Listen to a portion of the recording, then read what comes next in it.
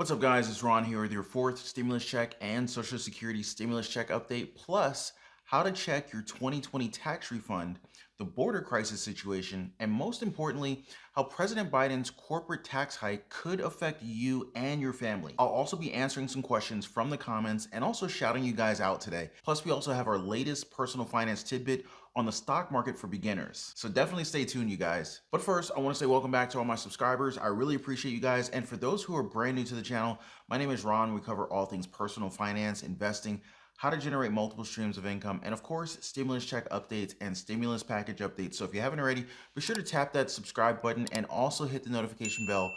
That way you know as soon as I release new videos. And guys, I was actually looking at my analytical data and I realized that the majority of my viewers are not my subscribers. So that means that a lot of you guys don't actually have your notifications turned on. So just so that you don't miss out on any future updates and future videos, a lot of different things are coming down the pipeline with the stimulus packages. We've got rental assistance. We've got a $15,000 new home buyer credit that is being discussed. We've got a potential fourth round of stimulus checks coming down the pipeline. We've got student loan forgiveness, possibly up to $50,000. So you don't want to miss out on any of these updates. So there is a bell icon. Make sure you hit the bell icon and make sure that all of the notifications are turned on for this channel so that way you don't miss out. But anyway, guys, let's jump right into the content. All right, so first off, I just want to say congratulations to all of you who have already received your third stimulus check already, especially for those of you guys who had to wait extra patiently. Those of you on Social Security, SSI, SSDI, Social Security beneficiaries, railroad beneficiaries. A lot of comments have been coming in saying that they're getting their third stimulus check left and right. And most of you guys are getting it earlier than the April 7th date that was initially promised. So, I'm just really happy to share that information. And I'm really happy to get the feedback from you guys that you guys are actually getting your stimulus checks. Now, those on VA, the IRS said that they're reviewing the receipt data that they received from the Veteran Affairs Office. Now, with that being said, the latest estimate for your stimulus payment is mid-April. Of course, I'm going to let you guys know as soon as I hear more on that, and I'm definitely on top of this, and I'll be sharing more updates with you guys in each new video. So sorry I didn't have better news for you guys, but that is the latest update at this point. Next up, the IRS has also confirmed that they have updated their Get My Payment tool this weekend, and you can find it at the irs.gov/getmypayment to be able to check when your direct deposit or your stimulus check is coming. And again, no prepaid debit cards according to the IRS. And it's also very handy to have the US Postal Service, their informed delivery service that actually keeps track and it informs you of all mail that's coming your way. And of course, that includes your stimulus check if you're getting one. And it should arrive in a white envelope from the US Department of Treasury and an envelope that's labeled economic impact payment in the upper left-hand corner of the memo field. Also, with the latest release of stimulus checks are what they're calling plus up payments. Now, you can actually get one of these if the IRS based your initial payment on your 2019 tax return information, and there's been a change in your 2020 that actually qualifies you for a bigger stimulus check, like a loss in income, maybe a new baby in the family. And they'll continue with these payments on a weekly basis as they finish processing tax returns from 2020 and 2019. And you can also check the IRS Get My Payment tool for this as well. And another big part of the latest release are the reminder letters for people who have not cashed their paper checks or activated their debit cards from the previous first and second stimulus checks. Imagine that the IRS actually confirmed that over, get this, 744,500 people have not cashed their economic impact payment from round one, and almost 200,000 EIP cards totaling around $1.3 billion have not been cashed or activated. Now, of the second round of stimulus check payments, 2.8 million checks and 1.3 million debit cards totaling $3.3 billion have not been cashed or activated. So make sure you guys are checking your mail, all right?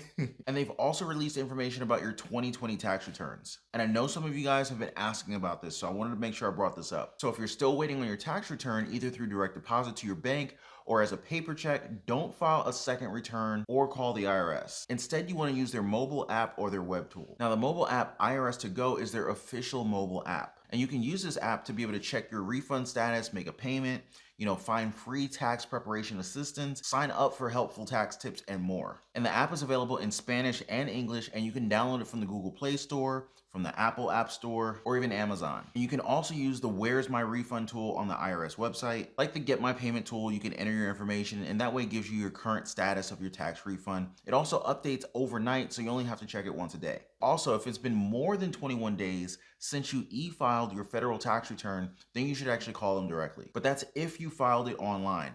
Paper filings normally take a little bit longer to process. And I've got a lot more updates for you guys in our coming videos, so make sure you guys subscribe to the channel and make sure you tap that notification bell. That way you're notified as soon as I release new videos. And if you guys appreciate all of the stimulus news and stories, then you can show me some love by liking the video and sharing it with your friends and your loved ones on Facebook, Instagram, Twitter, maybe even during dinner conversations. And our channel's 300,000 subscriber mark is just around the corner, all thanks to you guys. And this is exactly why I'm always shouting you guys out, answering your questions as best I can, because we've really built a solid, close-knit community here. And this is like a year, guys. I mean, like, we've gone through a lot in the last 12 months, and I don't know if I could have personally done it without you guys. And I really hope that I have personally been able to add some kind of value into your lives. So I just want to say thank you very much for everything.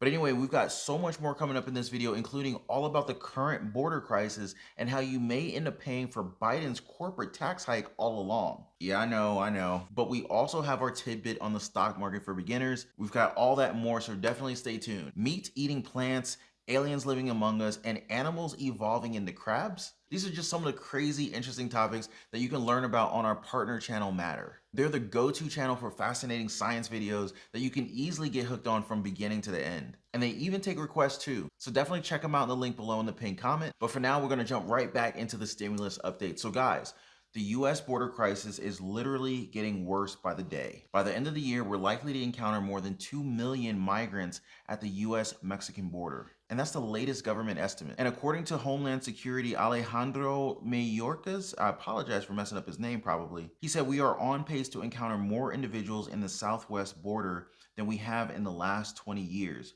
We are expelling most single adults and families.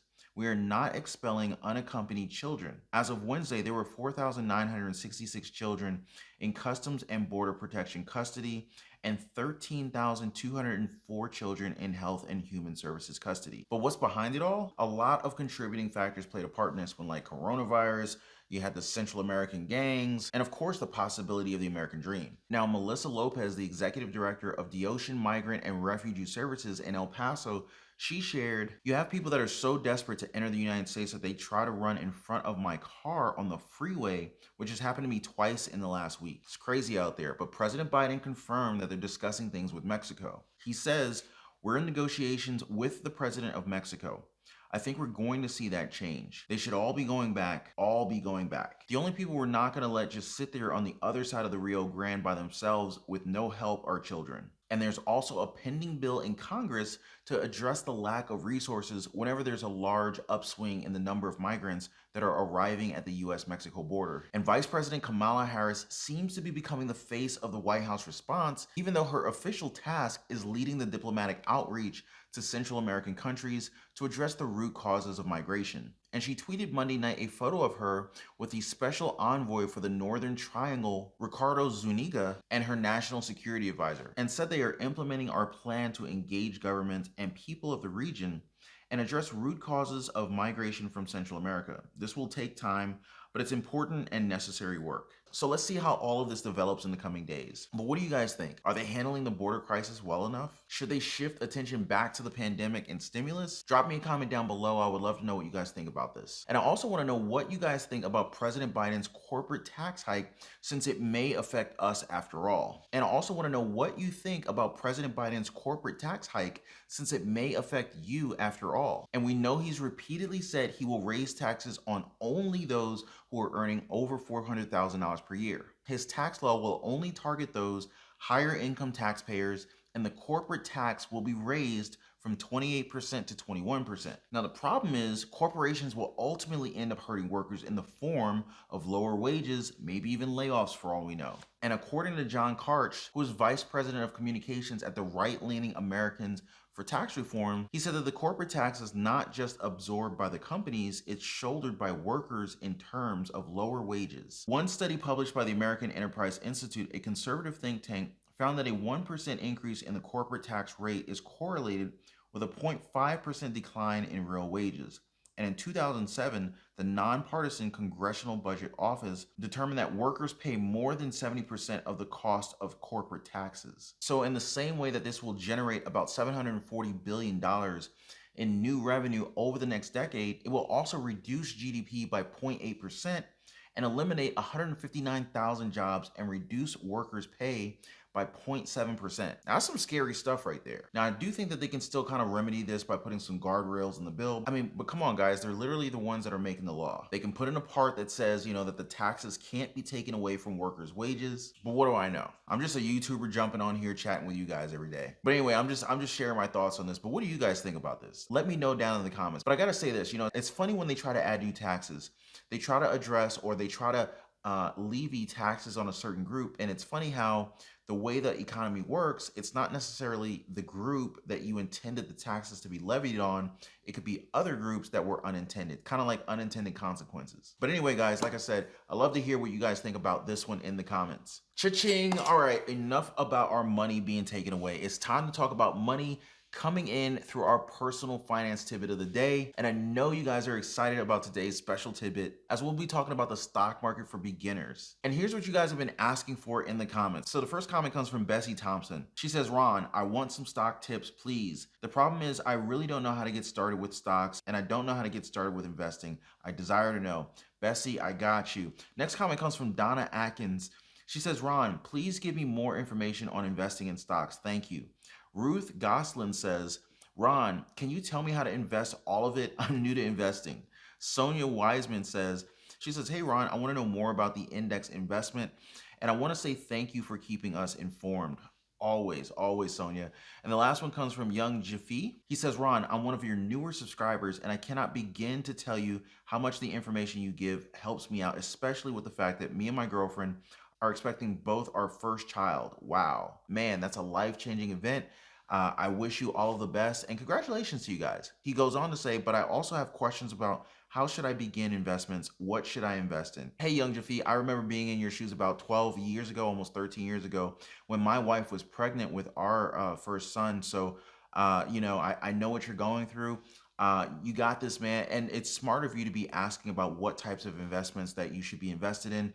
It's just really, really smart for you to be doing this. And of course, definitely subscribe to the channel and tap the notification bell. I'm going to get you and your girlfriend up to speed so that you guys can build financial freedom from you and for your young one. I just want to say thanks so much for all your comments, guys, and I'm really glad that you guys are opening up to the idea of owning your financial freedom and making your money work for you for a change. Some people may think that the stock market just isn't for everyone, but I have to disagree on that one. And in fact, here's a story of a self-made millionaire, Timothy Kim, who started out just by copying what millionaires did. And according to him, he said, I'm not that smart. I was an average student and I probably have ADD.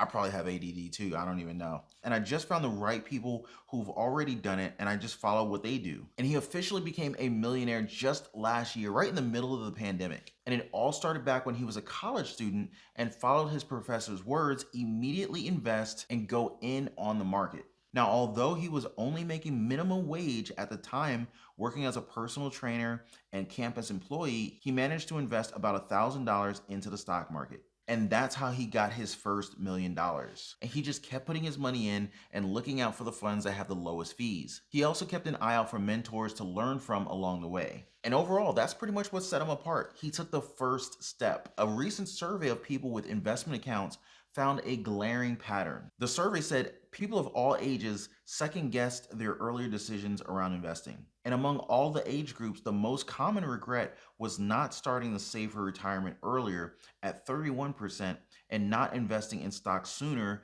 at 24%.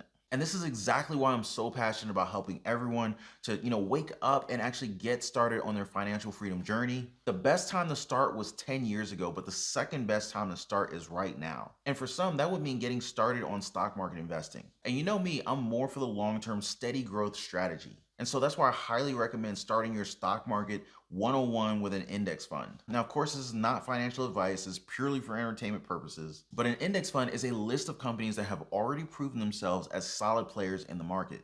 And an index fund is a pool of money from different investors that follows the index list through passive investment management. Typical fund managers actively pick stocks and time the market. The index fund manager builds a stock portfolio that follows what's on the list of the index. And since index funds perform so well on their own, index follow with great returns on your investment. Now, the passive management is really the beauty of the index funds. First, they already have a winning formula of getting high returns, and that's the index that they're following. So one example is the S&P 500 that covers 500 large companies in the US, including Apple, Google, Amazon, and Microsoft. Now, historically, the S&P 500 outperforms 80% of actively managed mutual funds. Now, that stellar performance is also helped by an index fund's typically low costs. And since it's passively managed, you don't need to pay your broker top dollar just to look at an index fund that's pretty much already set. All they do is follow it for you. And with that, the range of expense ratios for these index funds is usually between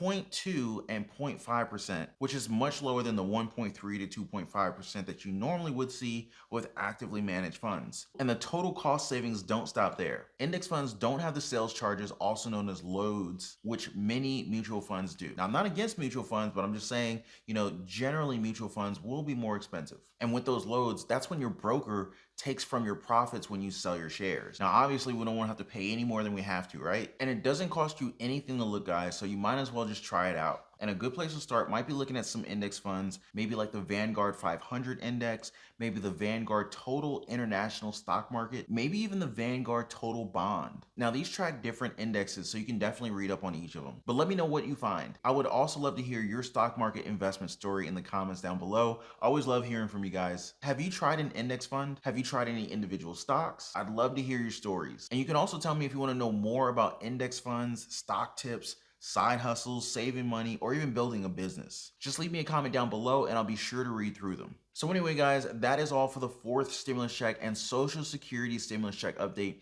plus how to check your 2020 tax refund, the border crisis situation, and most importantly, how Biden's corporate tax hike could affect you and your family. We also covered our latest personal finance tidbit on investing in the stock market for beginners. So I hope you guys enjoyed all of today's video, and if you haven't already, definitely like the video, put so much effort into each one of these. Be sure to subscribe to the channel and tap that notification bell, and make sure that your notifications are active so that you don't miss any future videos and updates that I provide, and I will see you guys on the next one. Take care.